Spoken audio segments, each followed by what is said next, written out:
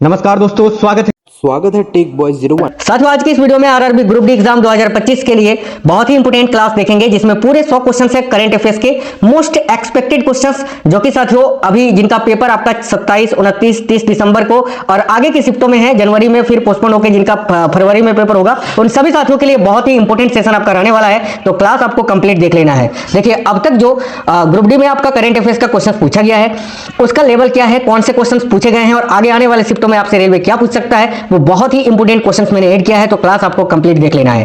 बिना देरी किए हुए क्लास को शुरू करेंगे। साथियों, आप लोग कमेंट बॉक्स में जरूर बता देना कि आपका पेपर कब है और किस शिफ्ट में है, जिनका पेपर अभी नहीं हुआ है। ठीक है, तो चलिए बिना देरी किए हुए अपने इस शानदार सेशन की शुरुआत करते हैं। करंट अफेयर्स के टॉप 100 मोस्ट एक्सपेक्टेड क्वेश्चंस देखते हैं, जिनका पेपर अभी ये भी क्वेश्चन काफी इंपोर्टेंट है।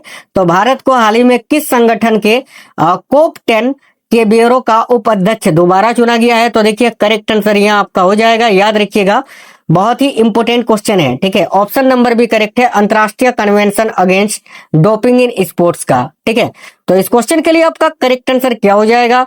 तो भाई याद रखिएगा साथियों, राइट आंसर है ऑप्शन नंबर बी। आज आपसे पूछा गया था ग्रुप डी में फर्स्ट शिफ्ट में कि कोप 30 का आयोजन कहां किया गया था, तो याद रखना उसका आंसर आपका ब्राजील हो जाता। मैंने आपको बताया अभी एनालिसिस वाले क्लास में। आगे देखिए, नेक्स्ट है, भारत और यूनाइटेड किंगडम ने हाल ही में किस नए वैज्ञानिक फेलोशिप कार्यक्रम की शुरुआत की है? काफी इंपोर्टेंट क्वेश्चन है, याद रखिएगा। भारत और यूनाइटेड किंगडम ने हाल ही में किस नए वैज्ञानिक फेलोशिप कार्यक्रम की शुरुआत की है? तो भाई देखिएगा साथियों, करेक्ट आंसर यहाँ आपका हो जाएगा option number C, Ramanuja junior researcher programme की, ऑप्शन नंबर सी।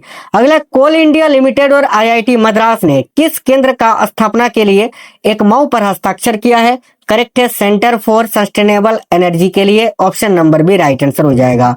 आगे देखिए, जापान भारत समुद्री अभ्यास जाइमेक्स 25 में भारतीय नौसेना का कौन सा जहाज इसमें शामिल हुआ था? काफी इंपोर्टेंट क्वेश्चन है, वेरी वेरी इंपोर्टेंट क्वेश्चन है। करेक्ट है साथियों, आईएनएस सह्याद्री। आईएनएस सह्याद्री इसमें शामिल हुआ था। यह भारत और जापान के बीच एक संयुक्त सैन्य अभ्यास है, जाइमेक्स 25, याद रखिएगा। नेक्स्ट है, केंद्रीय गृह मंत्री अमित शाह ने हाल ही में एनएसजी के विशेष अभियान प्रशिक्षण केंद्र यानी एसओटीसी की आधारशिला किस स्थान पर रखी है? देखिए, करेक्ट होगा हरियाणा के मानेसर में, ऑप्शन नंबर बी यहाँ आपका करेक्ट आंसर हो जाएगा। केंद्रीय वित्त मंत्री निर्मला सीतारमण ने 15 अक्टूबर 2025 को किस स्थान पर किसान प्रशिक्षण और सामान्य सुविधा केंद्र का उद्घाटन किया है? तो देखिए, यहाँ करेक्ट आएगा कर्नाटक के मेथागल में, ऑप्शन नंबर बी इस क्वेश्चन का करेक्ट आंसर है। नेक्स्ट है साथियों, डीआरडीओ ने किस संगठन के साथ 300 मेगावाट क्षमता के सौर ऊर्जा आधारित नवीकरणीय ऊर्जा परियोजना के लिए एक मौ साइन किया है? तो ऑप्शन नंबर बी देखिए, solar energy corporation of India के साथ। याद रखिए, ये क्वेश्चन भी काफी इंपोर्टेंट क्वेश्चन है। आगे देखते हैं, नेक्स्ट क्वेश्चन है, देखिए, केंद्रीय रेल मंत्री अश्विनी वैष्णव ने हाल ही में किस प्रमुख रेलवे प्रदर्शनी का उद्घाटन किया है? करेक्ट है, 16वां अंतर्राष्ट्रीय रेलवे उपकरण प्रदर्शनी 2025 का। आगे देखिए, अगला क्वेश्चन है, मेघालय सरकार ने फुटबॉल और पर्यटन को बढ़ावा देने के लिए किस फुटबॉल क्लब के साथ 3 साल का एक मौ साइन किया है? करेक्ट होगा साथियों, नॉर्थ ईस्ट यूनाइटेड एफसी के साथ, यानी करेक्ट आंसर हो जाएगा ऑप्शन नंबर बी। आगे देखिए, अगला क्वेश्चन है, प्रधानमंत्री नरेंद्र मोदी ने हाल ही में कौन सी योजना लॉन्च की है?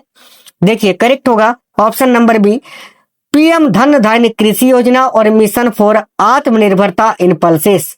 आगे देखिए, डॉक्टर सोनाली घोष ने हाल ही में किस प्रतिष्ठित अंतर्राष्ट्रीय पुरस्कार को जीतकर इतिहास रचा है?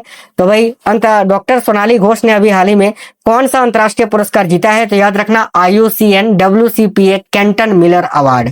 ठीक है, केंटन मिलर अवार्ड को जीतकर अभी इतिहास रचा था डॉक्टर सोनाली घोष ने। तो करेक्ट आंसर हो जाएगा आपका ऑप्शन नंबर सी।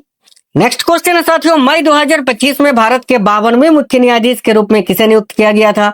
तो देखिए, करेक्ट आंसर हो जाएगा न्यायमूर्ति DY चंद्रचूड़ जी को। माफ करना यार, DY चंद्रचूड़ वो तो 50वें थे, 52वां पूछा है ना। देखो, करेक्ट होगा न्यायमूर्ति भूषण रामकृष्ण गवाई यानी जस्टिस BR गवाई को। और अभी 53वें मुख्य न्यायाधीश कौन बने हैं?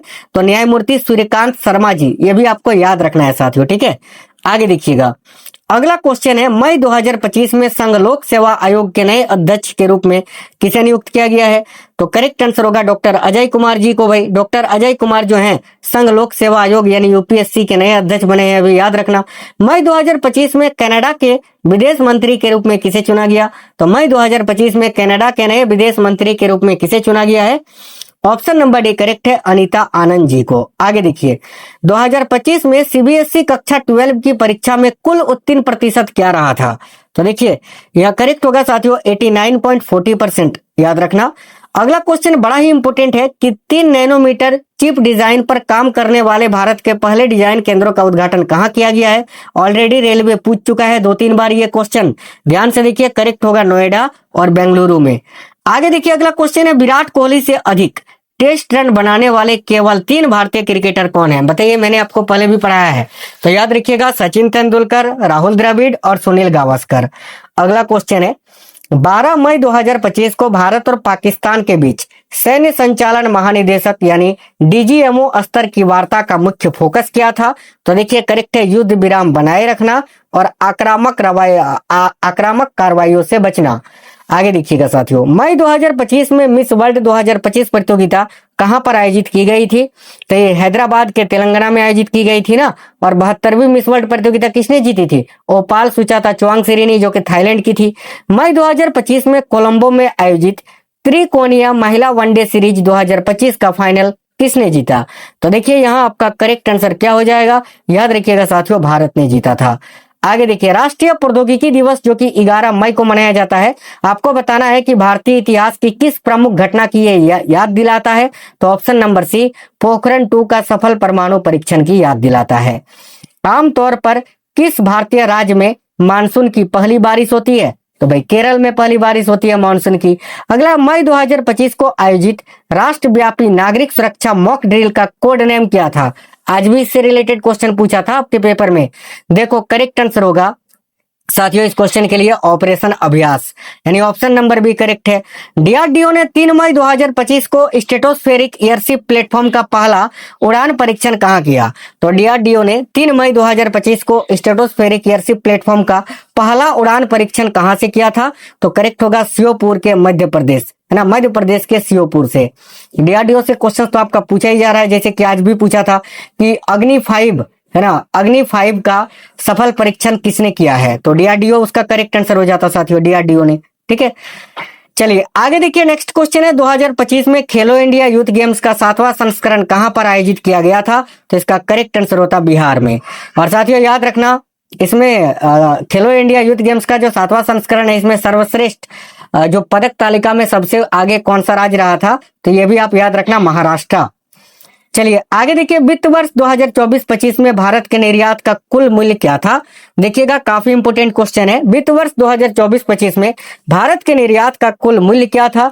तो 824.9 बिलियन डॉलर। साथियों आप लोग वीडियो को लाइक तो कर दिया करिए यार, आपके लिए इतनी मेहनत करते हैं साथियों, आप एक लाइक कर देते हैं उससे हमें मोटिवेशन मिल जाता है। देखिए अप्रैल 2025 को केंद्र सरकार ने आगामी जनगणना में क्या शामिल करने के लिए एक बड़े फैसले की घोषणा की है?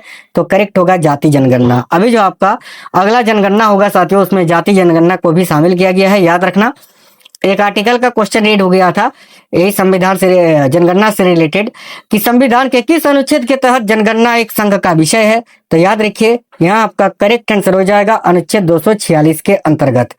आगे देखिए, अप्रैल 2025 को उधमपुर स्थित उत्तरी सेना कमान के नए कमांडर इन चीफ के रूप में किसने पदभार संभाला? तो देखिए यहाँ करेक्ट होगा लेफ्टिनेंट जनरल प्रतीक शर्मा जी ने। आगे अगला क्वेश्चन है, एशियाई खेल 2026 में कहां पर आयोजित किए जाएंगे? साथियों एशियन गेम्स जो है ना, एशियाई खेल 2026 में कहां पर आयोजित किया जाएगा? तो याद रखना एची और नागोया में, ऑप्शन नंबर सी करेक्ट है। अगला क्वेश्चन है, श्रीनिवास रामानुज के बारे में भारतीय राष्ट्रीय अभिलेखाकार द्वारा अप्रैल 2025 में लॉन्च की गई नई पुस्तक का टाइटल क्या है भाई? तो देखो option number C, Ramanujan journey of a great mathematician. Next, नए खरीदे गए 26 राफेल समुद्री लड़ाकू विमानों को कहां तैनात किया जाएगा? तो जो नए 26 राफेल समुद्री लड़ाकू विमान खरीदे गए हैं उनको कहां पर तैनात किया गया है? तो साथियों आईएनएस विक्रांत में, ऑप्शन नंबर बी। अप्रैल 2025 में आईपीएल इतिहास में सबसे कम उम्र का शतक लगाने वाला कौन बना? तो सिंपल क्वेश्चन है, सभी को पता है, वैभव सूर्यवंशी। नेक्स्ट है, पीआर रिजेश को अप्रैल 2025 में उनकी उपलब्धियों के लिए पद्म भूषण से सम्मानित किया गया। ये 24 तारीख को पूछा था ना क्वेश्चन, डायरेक्ट आपके पेपर में आया था। देखो करेक्ट आंसर होगा साथियों, खेल से ये संबंधित है भाई, ऑप्शन